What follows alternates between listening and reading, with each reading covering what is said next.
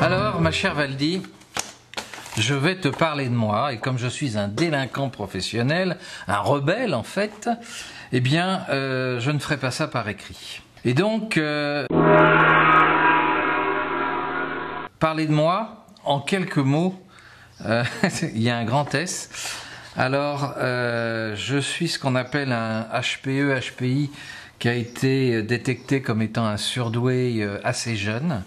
J'ai un cerveau bizarre, j'ai cette capacité à télécharger des informations, soit chez les personnes que je rencontre, je télécharge même parfois des informations que les gens ne savent même pas qu'elles ont ces informations au fond d'elles. Je suis un créateur de solutions, j'ai créé la Symbiocratie dont le but est d'aider les gens à comprendre le monde nouveau qui est en train d'arriver et à s'adapter, à reformater leur fonctionnement psychoneurologique, puisque avec l'intelligence artificielle, avec le digital, il faut penser autrement, réfléchir autrement, faire autrement, interagir autrement et traiter l'information de façon complètement différente. Donc voilà, entre autres, je pourrais m'étendre pendant des heures sur un certain nombre de mes capacités ou compétences. Alors, pourquoi j'ai accepté cette interview? Parce que d'abord, c'est toujours intéressant de répondre à des questions. Et puis, deuxièmement, c'est comme je télécharge un certain nombre d'informations, comme j'ai parfaitement compris que le monde nouveau qui est en train de se mettre en place va avoir pour conséquence une grosse casse sociale, notamment parmi les cadres et parmi les dirigeants, eh ben, j'ai à cœur de transmettre l'information pour éviter cette casse sociale. Parce que les conséquences de cette casse sociale chez les dirigeants et chez les managers, c'est qu'il va y avoir aussi une très grosse casse sociale chez les employés. Mais aujourd'hui, on ne s'en rend pas compte parce que l'être humain a ceci de particulier, c'est que souvent, il réagit après avoir pris des coups. C'est-à-dire qu'on a compris qu'il y avait de l'électricité dans la prise électrique une fois qu'on a mis les doigts dedans. Et c'est exactement la même chose qui va se passer prochainement, puisque la crise, le choc, la mutation qui est en route va être tellement forte que les gens comprendront après. C'est comme me l'exprime une de mes consoeurs, le syndrome de la grenouille dans la bassine qui chauffe.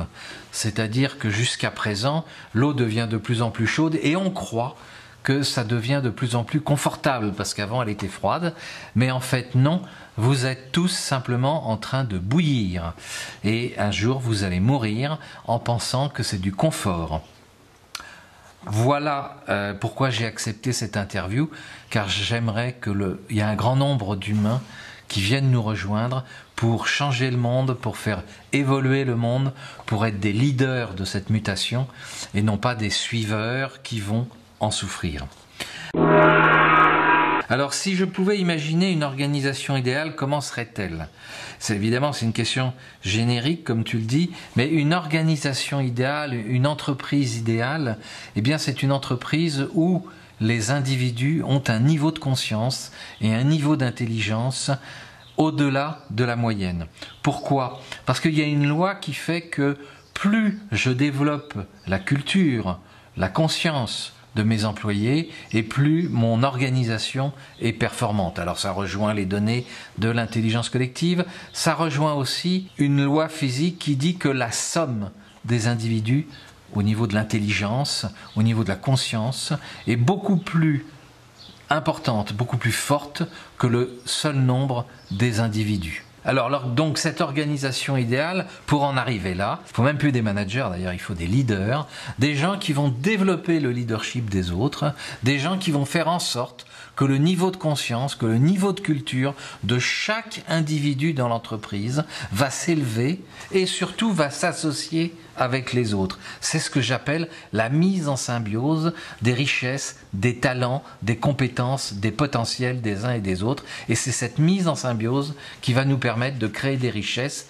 parce qu'avec l'intelligence artificielle, avec le digital, on a accès à de plus en plus d'informations. Ces informations se transportent, interagissent entre elles et vont nous donner des pistes de créativité extraordinaires. Et l'humain va récupérer ces informations, et si le niveau de conscience et le niveau d'intelligence et les potentiels sont libérés, eh bien ces informations, on va en faire quelque chose d'assez exceptionnel pour un monde nouveau et un monde meilleur, et j'y crois. Alors il y a des entreprises qui se posent la question, il y en a qui commencent à rentrer là-dedans, mais la grosse majorité, en fait, gagne encore suffisamment d'argent pour ne pas se remettre en question.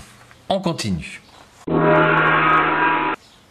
Comment imagines-tu le management? En fait, ou la prise de décision, je viens d'y répondre un petit peu à l'heure actuelle, c'est-à-dire que le management, c'est pas du management, c'est de la création de richesses humaines. Parce que plus l'individu, et je me répète, va avoir un champ de conscience développé et va pouvoir polariser et traiter l'information grâce à la machine, eh bien plus il aura une capacité de décision intelligente qui sera forte. Voilà, donc la prise de décision va descendre dans les étages, car dites-vous bien que les individus sont intelligents, c'est simplement que la mécanique qui est employée à l'heure actuelle, cette espèce de taylorisme qui a tendance à considérer les individus avec dédain ou avec hauteur, eh bien fait qu'effectivement, ils ne donnent pas le meilleur d'eux-mêmes. Et tout ça, ça va s'inverser grâce à la machine, et grâce à ceux qui y croient, les autres vont disparaître. Parce que la vitesse d'information, la capacité de créativité et de réactivité va être telle que seuls ceux qui auront développé des compétences psychoneurologiques pourront survivre à ce monde nouveau. Or, tout le monde peut développer ses compétences. C'est ce que je fais dans mes séminaires. Quel est le rôle du dirigeant d'entreprise? Eh bien, il est justement de travailler en collaboration, et je parle bien de collaboration et de coopération avec l'ensemble des individus qui forment son entreprise, que ce soit des employés, que ce soit des cadres. Le niveau hiérarchique aura de moins en moins d'importance. Par contre, les compétences, les talents, les richesses humaines, elles, vont être stratégiques. Et l'organisation d'une entreprise va se faire autour de valeurs, de potentiel et de compétences. Et non pas de compétences en termes de savoir, mais de compétences sur le plan humain. Parce que le savoir, il est à 3 clics sur l'ordinateur, et le savoir pur, brut, il va être géré par la machine. Alors ensuite, tu me dis, tu milites depuis plusieurs années pour la transformation de l'humain. À l'avenir, comment va-t-il se développer? Alors tu vois, ça, c'est de la symbiocratie purée. C'est-à-dire que l'humain s'est toujours développé en se confrontant à la réalité. Et il y a aujourd'hui, allez, si je suis un peu binaire, 2 types d'humains. Il y a celui qui anticipe et qui a parfaitement compris ce que je dis et ce qui est en train de se passer et qui rentre dans cette dynamique de la symbiocratie. Et puis il y a celui qui dit on va voir, on va attendre, de toute façon je gagne encore ma vie, et puis le jour où il y aura un choc économique, le jour où mon métier disparaîtra, on verra. Voilà. Eh bien, les humains qui sont dans l'anticipation fonctionnent avec un cerveau de vie. Et ce cerveau, on le retrouve dans la nature. N'avez-vous jamais regardé des documentaires qui vous expliquent que, à la veille d'un tremblement de terre ou à la veille d'une éruption volcanique, subitement, les oiseaux se taisent, les animaux disparaissent et vont se cacher? Ils ont capté qu'il était en train de se passer quelque chose. Eh bien, nous les humains, parmi les humains, il y a ceux qui captent ce qui est en train d'arriver, et c'est une infime quantité d'humains, et puis il y a les autres qui mangent tous les jours et qui ne se posent pas de questions, et ceux-là seront balayés par la transformation, par la mutation. Je suis peut-être un peu dur dans mes propos, pour autant c'est ce qui va arriver. Alors, qu'est-ce que je remarque? Je remarque d'une façon générale, ce sont les femmes qui anticipent beaucoup mieux, beaucoup plus vite et beaucoup plus intelligemment que les hommes. Qu'est-ce que je remarque? C'est que, comme dans la médecine, il y a ceux qui font du préventif et il y a ceux qui font du curatif. Sauf que, quand la mutation, le point de bascule, va opérer, Pour faire du curatif, ça va être très difficile. Parce que la masse des individus qui seront sortis du système sera telle que la crise va être réellement profonde. Qui a des chances de s'en sortir? Donc ceux qui anticipent, et aussi mes amis les zèbres, ceux qui ont des cerveaux un petit peu bizarres, qui déjà anticipent, qui déjà comprennent ce qui est en train de se passer. Ceux qu'on appelle les HPI, les HPE et les surdoués, ceux qui représentent en fait 70-80% des gens avec lesquels je travaille, parce qu'on est déjà branchés, nous sommes sur la même longueur d'onde, et grâce à ça, on avance en concert. Je continue. Est-ce que l'organisation a un rôle dans le développement de l'humain?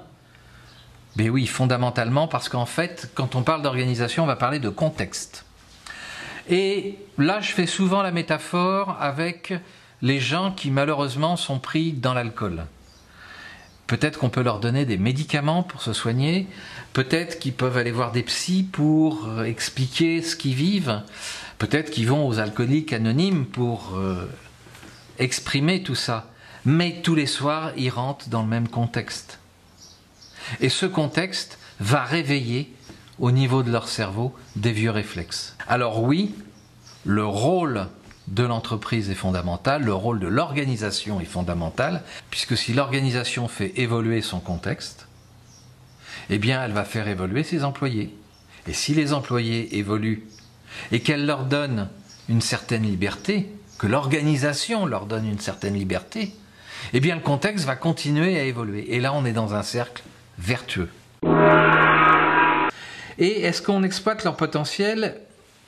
Ben non, aujourd'hui en tous les cas, l'entreprise ne sait pas dénicher les talents et exploiter les potentiels. Enfin quand je dis elle ne sait pas, allez on va dire que 10% des entreprises savent exploiter les talents et dénicher les potentiels. Répondez à une seule question. Qu'est-ce que le talent d'un individu dans un contexte dédié? Parce que ce même talent n'est pas le même dans un autre contexte. Comment vous allez faire la différence? Comment vous le dénichez? Comment vous l'évaluez? Comment vous le mesurez? Voilà.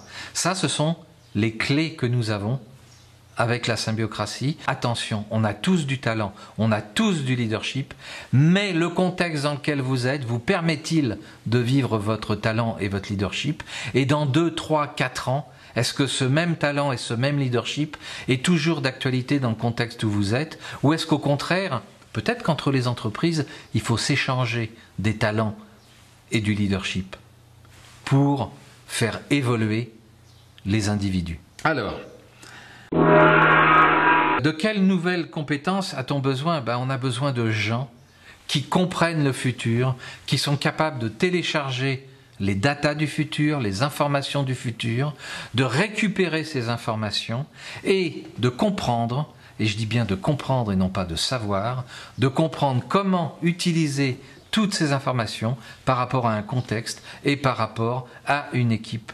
d'individus, par rapport à de l'humain. Et c'est là où on met le doigt sur cette notion de comprendre et non pas de savoir. Beaucoup de gens savent beaucoup de choses, mais ils ne comprennent pas. Or, vous avez beaucoup de gens qui comprennent, mais qui n'ont pas les diplômes, donc on les écarte de ce type d'organisation. Alors, ensuite, donc, tu as été diagnostiqué zèbre ou HP, comme on dit. Est-ce que tu peux nous en dire plus? Alors ça, c'est une forme de fonctionnement. On n'est pas complètement autiste, hein. Parfois on l'est un peu, puis parfois on est extrêmement sociable, et puis on passe par différentes phases qui ne sont pas forcément des phases gazeuses, et on a des capacités dans certains domaines, des points très très forts dans certains domaines, mais aussi des points très très faibles dans d'autres. Personnellement, eh bien, je suis beaucoup plus HPE, c'est-à-dire au potentiel émotionnel, ce qui fait que dans certaines situations, j'exprime trop fortement mes émotions ou pas du tout. Et d'autres sont HPI, c'est-à-dire hyper intellectuels, et ils ont une capacité à désosser et à comprendre les choses et à voir les systèmes de façon complètement différente des autres. Bon alors, on est tous un peu des deux. parmi les zèbres, les HP, les HPI, ce qui nous confère des comportements un peu différents dans les organisations. Et on va dire que là aussi, 95% des organisations ne savent pas profiter de nos cerveaux de HP ou de zèbres, alors que nous sommes d'une richesse extraordinaire. C'est ce qui me permet aussi d'avoir un certain talent dans mon métier. On pourrait parfaitement imaginer qu'il y ait des gens HPE, zèbres dans les organisations, sauf que c'est un mode de management un petit peu plus spécifique et c'est un apport de richesse assez extraordinaire qu'il faut accepter, parce qu'il faut accepter la remise en cause, il faut accepter certaines réflexions, il faut accepter certains discours, il faut accepter de voir le monde différemment, l'organisation différemment, mais c'est autant de richesse et de créativité potentielle pour une entreprise. Et les entreprises, pour l'instant, sont très normatives. Il y a des règles, parce que sorti de ces règles, il n'y a pas les acteurs à l'intérieur de l'entreprise pour manager selon une autre forme de fonctionnement. Et cette autre forme de fonctionnement des HP, HPE, HPI et zèbres, en fait, correspond au monde qui est en train d'arriver et à la mutation. Donc ce sont des gens qui peuvent vous apporter énormément dans les organisations. Ensuite, dans un monde idéal, comment seraient-ils intégrés à l'entreprise et quel est leur rôle?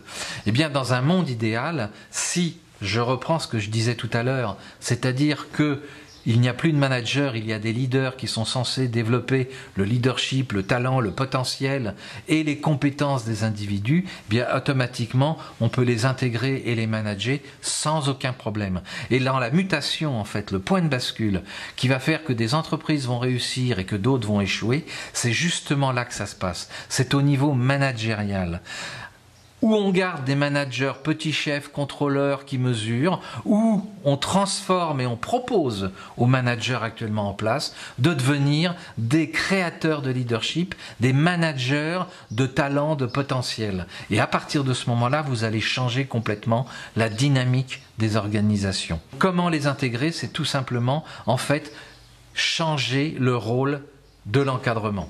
À différents niveaux de management, vous avez des gens qui ont ce talent, et ceux qui ne l'ont pas peuvent l'acquérir parce que le cerveau est plastique, parce que ce ne sont pas des imbéciles. Il faut simplement qu'ils comprennent qu'il est nécessaire qu'ils absorbent ces nouvelles données pour pouvoir passer à ce nouveau rôle. Et tous ceux qui vont refuser, je vous promets, dans les 5 ans, malheureusement, on n'aura plus besoin d'eux. Une autre question, donc tu as longtemps été formateur pour des commerciaux, notamment effectivement pour un certain nombre de grands groupes, notamment automobiles. Certains qui peut-être regarderont cette vidéo me reconnaîtront. Et puis, quelle est la place de la formation dans cette organisation idéale? En fait, 70 à 75% des formations ne servent à rien. C'est le management qui doit assurer la formation. Et les formations, pourquoi elles ne servent à rien? Parce qu'elles apportent des concepts et elles apportent du savoir. Et qu'aujourd'hui, ni les concepts ni les savoirs ne vont faire évoluer les organisations. Ce qui va faire évoluer les organisations, c'est le fait de comprendre. Donc aujourd'hui, les formations qui vont être utiles, ce sont des formations qui permettent aux individus de comprendre, d'évoluer, de créer des connexions au niveau psychoneurologique pour pouvoir exploiter les résultats de la machine, ce que j'appelle la machine, c'est-à-dire l'intelligence artificielle et le digital. Pouvoir conduire, apprendre à utiliser la machine. Nous sommes en pleine mutation. Imaginez que dans une entreprise, vous avez des managers qui pilotent des locomotives à vapeur. Et demain matin, on va leur demander de piloter des Airbus 380. Et vous connaissez la différence. Eh bien, une locomotive à vapeur, elle se contente de regarder le chemin et d'avoir une vitesse stable. L'avion qui décolle de Genève ou de Paris ou de New York, une fois qu'il a décollé, il se branche sur la tour de contrôle de son point d'arrivée. C'est-à-dire qu'aujourd'hui, le management, la gestion, consiste à capter les informations de notre point d'arrivée, à avoir une planification stratégique pour conduire le changement en permanence, pour gérer l'évolution en permanence et de savoir capter les informations du point d'arrivée pour les impacter dans l'organisation et faire évoluer l'humain grâce aux données de la machine. Vous voyez, c'est pas très compliqué, c'est une façon de faire différente de ce que l'on fait à l'heure actuelle. Enfin, il y en a quand même quelques-uns qui font déjà ça, bien heureusement. Et alors, l'entreprise, actuellement, l'argent et l'humain sont les ressources de l'entreprise. Les compétences, le talent, la capacité à créer, la relation, l'interaction, les émotions sont les richesses de l'entreprise. L'argent, c'est la conséquence. Dans le monde, l'univers, le cosmos, le corps humain, nous fonctionnons avec 3 éléments fondamentaux: les datas, les flux et les interactions. Si vous ne savez pas faire le tri des bonnes et des mauvaises datas, si vous ne savez pas transporter les bonnes datas dans la bonne direction pour créer des interactions avec d'autres datas, eh bien, vous allez avoir un résultat qui va être bien pourri. Et l'humain là-dedans, eh bien, il transporte lui aussi des datas, des flux et des informations et va créer des interactions. Et ses émotions, sa façon de comprendre, et non pas son savoir, vont permettre de créer des richesses. L'entreprise pourrait-elle être intégrée différemment dans notre société? Oui. On peut parler d'entreprises collaboratives. Les nouvelles entreprises vont être celles qui vont créer du sens. Et pour créer du sens, il y a 3 éléments fondamentaux qui sont développer la culture individuelle, développer des richesses humaines, s'appuyer sur des règles de valeurs et de valeurs humanistes, parce qu'une valeur c'est un comportement, et un comportement ça amène à un résultat. Donc une valeur humaniste, ça se mesure et ça permet d'avoir du résultat. Et le 3e point, c'est d'avoir une ambition altruiste. Énormément d'entreprises, depuis des siècles, se sont créées avec des ambitions altruistes. Certaines fonctionnent encore. Ambition et altruiste. Votre ambition, c'est votre moteur. L'altruisme, c'est l'essence. Si votre ambition n'est que tournée sur vous, vous êtes un prédateur. Si vous avez une ambition altruiste, vous êtes obligé d'intégrer toutes les datas qui sont à l'extérieur. Et c'est comme ça, c'est en sachant où vous voulez aller, que vous créerez votre chemin, et non pas en prenant le chemin d'un autre. Et l'environnement dans tout cela, ou la spiritualité, eh bien, quand on gère, ou quand on fait une planification stratégique avec une ambition altruiste, on intègre l'environnement. Ça veut dire que des idées nouvelles vont sortir, et ces idées vont parfois sortir de gens qui n'ont pas fait de grandes études. Pourquoi?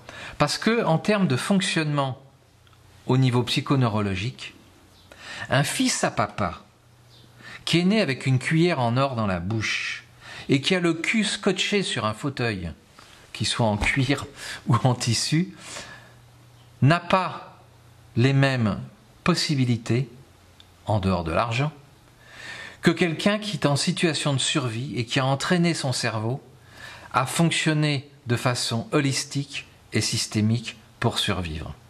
Parce que l'un a un cerveau branché linéaire et il pense que tout arrive relativement facilement, l'autre a créé des connexions qui vont lui permettre, dans n'importe quel monde où il va rentrer, de comprendre, et je reviens sur cette notion de comprendre ce qu'il se passe et non pas savoir, et exploiter ces données pour créer quelque chose.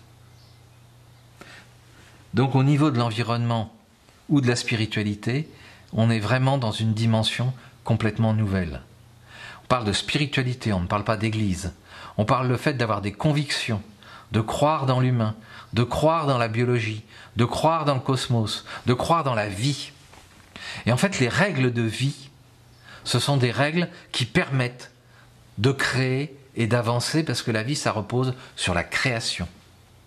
Je crée chaque jour qui passe. Vous pouvez aller voir les vidéos de Philippe Guillemant sur YouTube. Il explique très très bien que demain dépend de la qualité de nos pensées d'aujourd'hui. Ça veut dire que nos émotions, nos façons de penser, si dans l'entreprise je crée du sens, je travaille sur une ambition altruiste, je donne une dimension réelle à ce que je fais et j'ai un apport par rapport à l'environnement, je suis en train de créer des richesses que je vais recevoir en retour. Et c'est ça qui se passe, c'est ça la mutation qui est en train de s'opérer. Donc il y a ceux qui ne sont pas d'accord, qui n'y croient pas, qui ont peur et qui veulent bloquer le système pour conserver l'argent et le pouvoir qu'ils ont. Et puis il y a ceux qui croient dans ce que je suis en train de dire et qui vont avancer dans cette direction et mettre en place l'intelligence artificielle au bénéfice de l'humain et mettre en place le digital au bénéfice de tout le monde pour créer des vraies richesses. Donc on aura certainement de plus en plus de formes collaboratives, coopératives pour partager les richesses parce que les gens se rendent compte en finale qu'on meurt tous un jour et que la différence quand on meurt avec plusieurs millions ou plusieurs milliards, elle n'est pas énorme. Ceci dit, je ne crache pas sur la richesse. C'est très bien d'être riche. Développer de la richesse pour soi, pour les autres et la partager, je suis complètement d'accord. Je pense qu'aujourd'hui, le point de bascule, la transformation, c'est justement de s'occuper de cette humanité. Donc, devenir riche pour l'humanité, moi je trouve que c'est une très belle ambition. Développer son talent, développer son champ de conscience, faire en sorte qu'un maximum de gens développent des richesses personnelles et matérielles, c'est une vocation qui va permettre de sauver le monde et d'éviter la spoliation et la destruction. Qu'aurais-tu aimé que je te pose comme question supplémentaire? Mais ma chère Valdi, tout ça, ça me paraît très riche, très bien. 3 hashtags pour résumer l'entreprise de demain. Eh bien, je pense que c'est conscience, c'est créativité et c'est coopération. Merci Valdi de m'avoir posé toutes ces questions. C'est bien, ça remue mes neurones, ça me permet d'y voir clair, ça me permet de passer des messages aussi. À bientôt.